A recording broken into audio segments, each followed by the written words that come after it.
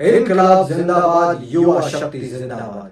દોસ્તો, હું બ્રિજરાજ સોલંકી આજે દિલ્હી જંતર મંતર ખાતે કોકરોચ જનતા પાર્ટીના આંદોલનમાં સહભાગી બન્યો છું, પરંતુ ગુજરાતથી ઘણા બધા યુવાનોના, વિદ્યાર્થીઓના મને ફોન આવ્યા, મેસેજીસ આવ્યા કે બ્રિજરાજભાઈ અમારે ત્યાં આવું છે પરંતુ કારણોસર અમે આવી નથી શકતા। ત્યારે હું ગુજરાતના યુવાનોને હાકલ કરું છું, આહવાન કરું છું કે આવતી તારીખ 25 સવારે 10 કલાકે ગાંધીનગર સત્યાગ્રહ છાવણી મુકામે હું આવી રહ્યો છું ને આપણે સૌએ ગુજરાત કોકરોચ આંદોલનની શરૂઆત કરવાની છે।